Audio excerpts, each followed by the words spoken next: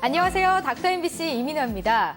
최근 여성들의 사회 진출이 활발해지면서 임신과 출산의 정년기를 지나서 결혼하거나 그 전에 결혼을 했다고 하더라도 여러 가지 이유로 출산을 늦추는 여성의 수가 증가하고 있습니다. 그래서 오늘 이 시간에는 김부철 원장과 함께 고령 출산에 대한 궁금증 풀어보도록 하겠습니다. 급증하는 고령 임신. 안전한 출산을 위해 정확히 아는 게 중요합니다. 산부인과 전문의 김부철 원장과 함께 고령 출산에 대해 자세히 알아봅니다.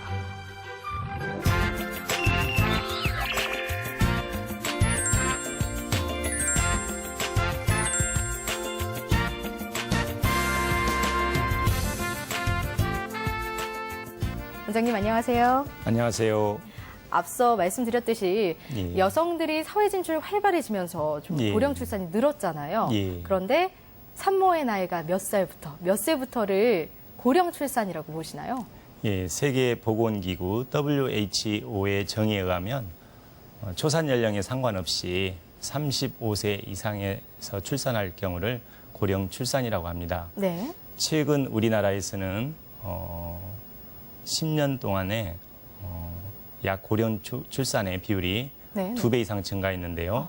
2003년도에 전체 임산부의 약 9%에 해당됐던 고령 산모가 네. 출산 산모가 2013년 통계에 의하면 17%로 2배 이상 증가했습니다. 굉장히 상당히 많은 수치가 증가했는데요. 예. 고령 출산은 산모도 위험하고 태아의 건강도 위험하다고 예. 들어왔거든요. 왜 위험한 건가요? 예, 사람이 나이가 들게 되면 없던 질환들이 생기게 됩니다. 네. 역시 산모에서도 마찬가지입니다. 산모가 20대 때 임신을 하는 것과 비교해서 35세 이상에서 임신을 하게 되면 네. 임신 중에 임신성 고혈압이나 임신성 당뇨 같은 질환들이 발생할 가능성이 20대의 산모에 비해서 2배에서 많게는 4배까지 높고요. 네. 그다음에 임신 중에 태반 조기 박리라는 그런 현상이 있는데 네. 태반이 분만 진통 이전에 또는 진통 중에 태반이 먼저 떨어지는 그러한 경우를 태반 조기 박리라고 하는데요. 네. 그러한 현상이 역시 고령 산모에서 더 많이 일어날 수 있고요. 또 전치 태반. 전치 태반은 자연분만을 할 수 없는 그런 경우인데요. 네. 태반이 아가가 나가는 산도 입구를 막고 있는 그런 경우를 전치 태반이라고 합니다. 그런데 그런 전치 태반의 발생 비율도 역시 고령 산모에서 좀 증가하는 걸로 되어 있습니다. 네. 그리고 20대 산모에 비해서 저체중아 출산의 비율이 좀 높습니다. 그리고 35세 이상의 고령 산모에서는 염색체 이상의 대표적인 기형인 다운 증후군에 관한 그 위험도가 좀 높습니다. 이렇게 위험성이 있는데 그렇다면 20대 출산에 비해서 고령 출산의 문제점 뭐가 있을까요? 예, 산모 나이가 35세 이상이 되면 네. 그 여자들의 그 수태 능력이라는 게 예. 25세 때 피크 연령인데요. 네. 35세는 반대로 최하위로 떨어지는 그런 수태 능력이 많이 떨어져 있는 그런 상태입니다. 네. 그렇게 수태 능력이 떨어졌다는 것은 난세포가 노화를 하기 시작했다는 얘기거든요. 예. 그리고 산모들이 여자들이 나이가 들게 되면 여성들이 나이가 들게 되면 자궁 근종이나 자궁 내막증 같은 부인과 질환이 발생할 가능성들이 높아집니다. 네, 네. 그런 상태에서 임신을 하다 보니까 임신 초기에 유산이 되는 위험성이 증가합니다. 네. 그리고 또한 조산의 위험성이 증가합니다.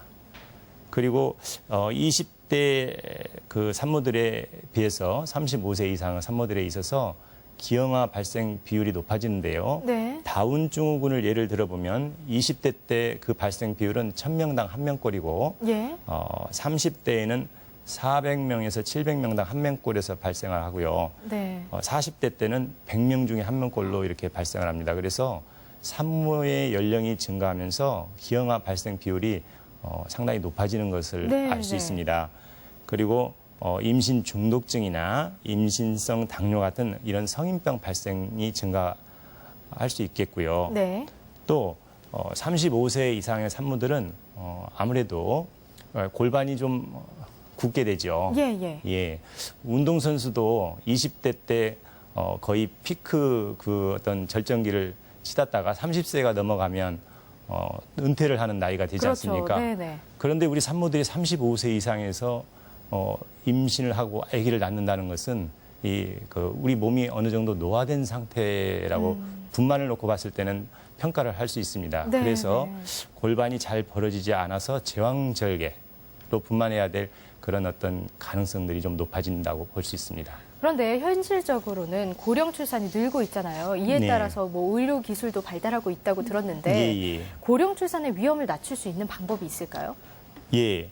우리나라 같이 의료의 기술이 고도로 발달한 그런 나라에서는 이런 고령 출산의 산모들을 도울 수 있는 방법들이 많이 있는데요. 네. 첫 번째, 분만 시 사용되는 약제들이 많이 발달해 있습니다. 네네. 그래서 자궁문이 고령 출산에서 잘 안 열리고 그럴 때 네. 그 유도 분만을 해서 쓰는 약제들이 있습니다.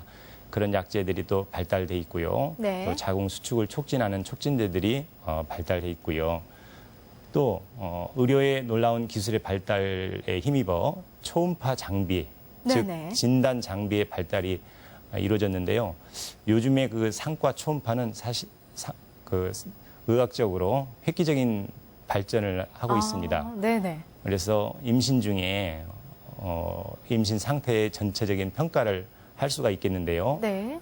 태아의 발달 사항이라든가 또 임신 중 기형아 여부를 초음파로서도 어느 정도 많은 그런 부분들에 있어서 발견해낼 진단하고 발견해낼 수 있습니다. 네. 그리고 또한 분만 진통 중에 분만 감시 장치들이 많이 발달해 있거든요. 네네. 그래서 분만 진통 중 어떤 위험한 상황이 놓였을 때 네네. 즉각적으로 응급수술을 해서 안전하게 분만할 수 있는 그런 의료 체계가 갖춰져 있고요.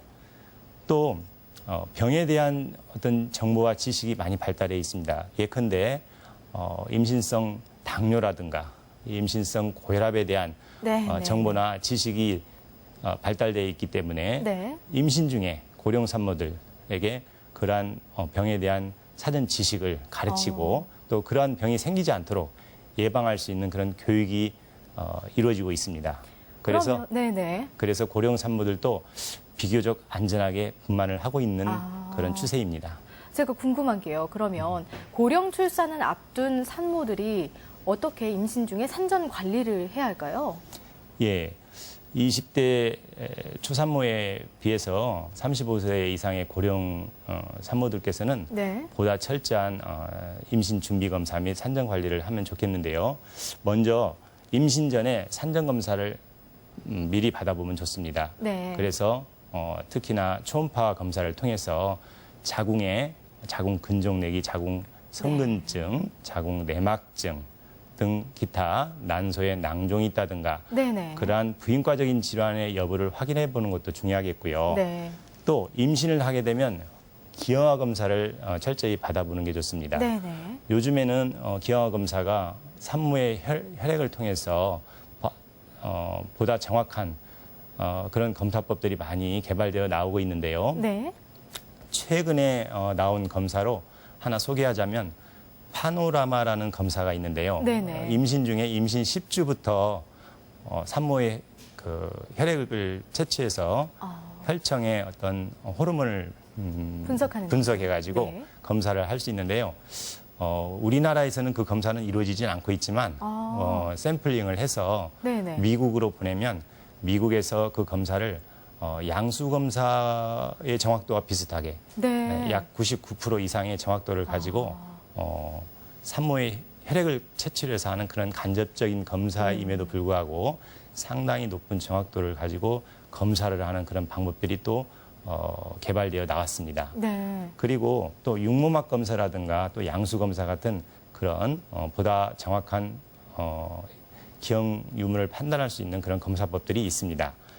그리고 임신 중에 규칙적이고 균형 잡힌 식생활 습관을 가져야 합니다. 네. 그래서 임신 중에 너무 과다한 체중이 증가해서 임신성 당뇨나 임신성 고혈압이 생기지 않도록 관리를 잘 해줘야 합니다. 잘 먹는 게 무조건 중요한 건 아니군요. 그건 아니죠. 네. 임신 중에는 물론 태아의 영양까지를 생각해서 보다 많은 칼로리를 섭취하는 게 필요한데요. 네네. 너무 많은 칼로리를 섭취하는 것은 오히려 좋지 않습니다. 네. 그래서 균형 잡힌 식사가 필요합니다. 그래서 임신 10달 동안에 한 10kg 정도에서 15kg 정도의 체중 증가가 있으면 이상적인 체중 증가라고 할 수 있겠습니다. 그리고 충분한 휴식과 네. 긍정적인 삶의 자세가 필요합니다. 35세 이상의 고령 산모들은 직장에 종사하는 경우가 많거든요. 네네. 예, 나이가 일단 많다 보니까 이미 사회적으로 어떠한 직업에 종사하는 경우가 많죠. 네네. 그러다 보면 임신 중에도 그 직장 생활에 상당히 매여 있는 경우가 많이 있거든요. 네네. 그런데 특히나 35세 이상의 고령 산모에 있어서는 직장 생활을 좀 편안하게 해야 됩니다. 네. 본인도 그렇게 생각을 해야 되고 사회적으로도 그런 산모들에 대한 배려가 필요할 것으로 생각이 듭니다. 네. 그래서 산모들이 직장 생활을 좀 더 편안하게 할 수 있도록 그리고 충분한 휴식을 취하면서 직장 생활을 할 수 있도록 하는 그런 사회적인 관심과 배려가 필요하다고 생각합니다. 네. 마지막으로요. 출산을 앞둔 산모 그리고 고령 산모들에게 한 말씀 하신다면요. 예. 요즘 우리나라에서는 35세 이상의 고령 산모가 해마다 늘어가고 있습니다.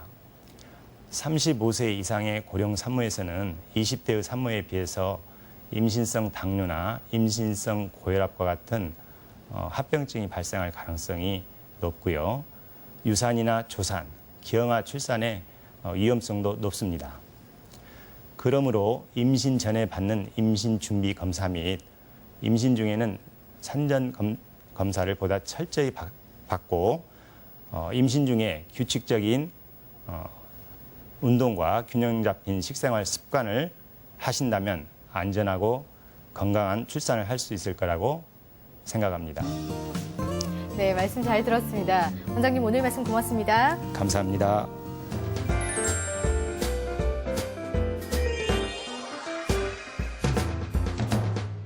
전 세계 10대 청소년들의 질병과 장애의 가장 큰 원인이 바로 우울증이라는 세계보건기구의 연구 결과가 나왔습니다.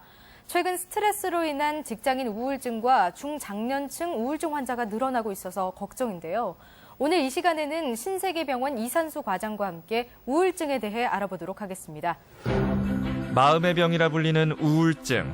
신체적 건강만큼이나 정신 건강도 중요합니다. 급증하고 있는 우울증에 대해 정신건강의학과 전문의 이산수 과장과 이야기합니다.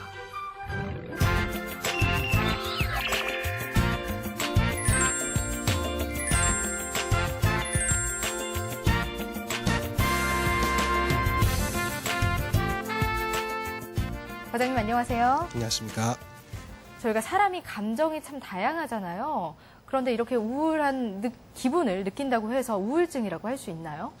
우울증을 경험한지 물어보면 대부분의 사람들은 본인이 과거에 겪었던 크고 작은 실패와 상실을 기억할 것이며 그때의 우울한 기분을 우울증이라고 할 것입니다. 네. 그리고 본인들이 우울한 기분을 노력해서 또는 상황이 좋아져서 극복했다고 생각할 것입니다. 이처럼 좌절을 경험한 이후에 발생한 일시적으로 우울한 기분은 지극히 자연스럽고 정상적인 반응입니다. 그러나 우울한 기분이 지속되거나 식욕 감소 또는 체중 감소, 불면, 자살 사고 등이 있을 경우에는 우울증이라 할 수 있겠습니다. 우울한 기분 때문에 일상생활에 영향을 좀 받기도 하고 또 우울한 기분이 회복되지 않을 때 이때를 저희가 우울증이라고 하는군요. 예. 그렇다면 우울증의 증상은 어떤 게 있을까요? 우울증은 여러 가지 증상을 보일 수 있습니다. 보통 정신과에서는 9가지 증상을 진단 기준으로 삼았습니다. 네. 우울한 기분이나 흥미 저하를 포함한 적어도 5가지 증상이 있어야 하며 상당한 기간 동안 존재해야 되고 네. 그로 인하여 직업적, 사회적 영향이 지대해야 합니다. 또한 나이대별로 다양한 증상을 보일 수 있는데요. 청소년기에는 불안, 짜증 또는 학업 저하로 보일 수 있고 심각하면 공격적인 행동이나 가출로 보일 수 있습니다. 네. 성인에서는 두통, 피로, 불면, 위염 등의 증상을 보일 수 있고 네. 노인분들은 통증이나 불안, 건강염려증이나 기억력 장애 등을 호소하고 우울한 기분에 대해서는 간과하거나 대수롭지 않게 생각하는 경향이 있습니다. 네. 또한 갑상선 기능 저하증 같은 신체 질환이나 음주로 인하여 우울증 같은 유사한 증상을 보일 수 있어 감별에 주의가 필요합니다. 이렇게 우울증이 발생하는 이유는 뭔가요? 우울증은 뇌에 존재하는 세로토닌, 노르에피네프린, 도파민, 아세틸콜린 같은 여러 신경 전달 물질들이 부족하기 때문에 발생하는 것으로 알려져 있는데요. 네. 노화에 의해서 신경 전달 물질이 부족하거나 극심한 스트레스에 의해서 신경 전달 물질이 고갈되는 경우에는 우울증이 잘 발생합니다. 이론적으로 이런 신경 전달 물질들을 보충해주고 그다음에 환경을 개선함으로써 치료 효과를 가장 잘 볼 수 있는데요. 많은 환자분들은 약에 대한 두려움 때문에 약물 치료를 거부하고 환경 개선을 위한 노력을 시작합니다. 네. 그런데 환경 개선만으로는 우울증을 완전히 회복하기 어렵고 또한 작은 스트레스도 재발하는 경우가 많아 약물을 초기에 같이 치료하는 것이 좋다고 생각합니다. 방금 약물 치료가 필요하다고 말씀하셨는데 그러면 약물 치료 방법에는 어떤 것들이 있나요? 우울증에 효과가 있는 약물들은 여러 개 있습니다. 오늘은 정신과에서 가장 기본적으로 사용하는 세로토닌 계통의 약물에 대해서 설명하겠습니다. 네. 우울증 약이 뇌에 있는 신경에 도달하기 위해서는 약 2주간의 시간이 필요합니다. 또한 한 달 동안 복용해야만 약 효과가 나옵니다. 그런데 많은 환자들은 2주만이 지나도 좋아졌다고 느끼는데요. 그것은 우울증 약의 효과 때문이 아니라 네. 항불안제나 수면제 같은 약들을 통해서 환자의 불안이나 수면이 좋아졌다고 느끼기 때문입니다. 네. 이때 약을 중단하면 바로 재발하게 됩니다. 또한 약을 한 달 정도 복용을 하였지만 증상이 본인이 생각한 만큼 좋아지지 않을 경우에는 약을 중단하는 경우가 있습니다. 그때도 바로 재발을 하게 됩니다.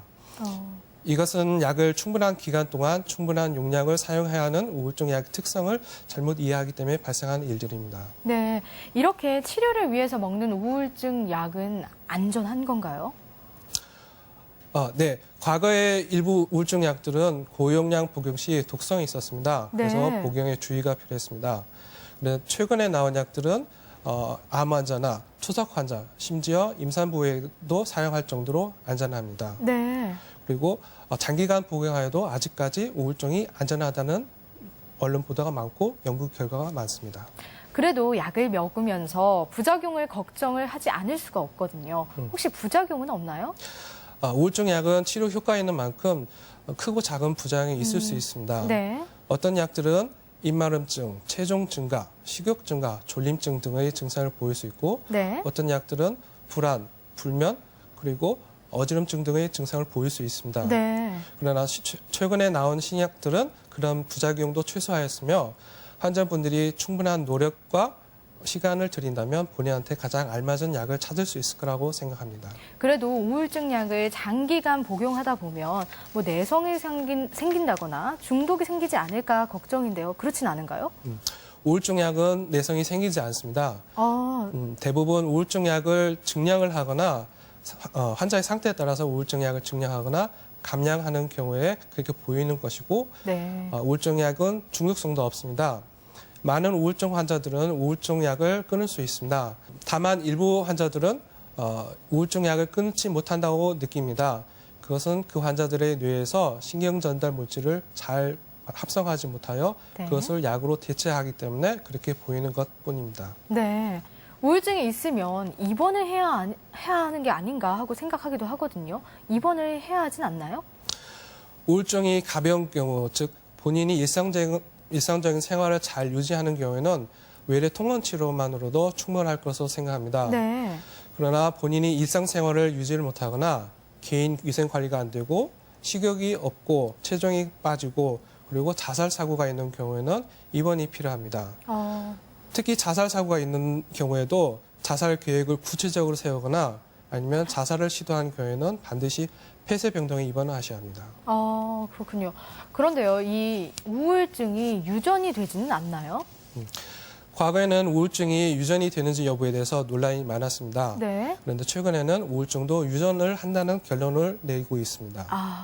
그러나 우울증이 발병하기 위해서는 개인의 유전적인 요소와 환경적인 요소들이 상호작용을 하기 때문에 네. 부모님 중 한 분이 우울증이 있다고 해서 본인도 우울증이 생긴다고 말할 수 없습니다. 네. 단 심각한 우울증을 치료받았거나 조울증을 치료받았던 경우는 유전적인 경향이 강하니 주의가 필요합니다. 네. 마지막으로 우울증을 예방하는 방법 좀 알려주세요. 아직까지 우울증을 예방하는 특별한 방법이나 약은 없습니다. 네. 다만 일상적인 생활을 충실히 하고 대화할 수 있는 친구가 있으며 운동을 꾸준히 하고 취미 생활을 하신 분들이 우울증을 덜 발병한다고 알려져 있습니다. 좀 즐겁게 생활하는 게 중요할 것 같네요. 네, 오늘 이 시간 신세계병원 이산수 과장과 함께 우울증에 대해 알아봤습니다. 과장님, 오늘 말씀 고맙습니다. 감사합니다.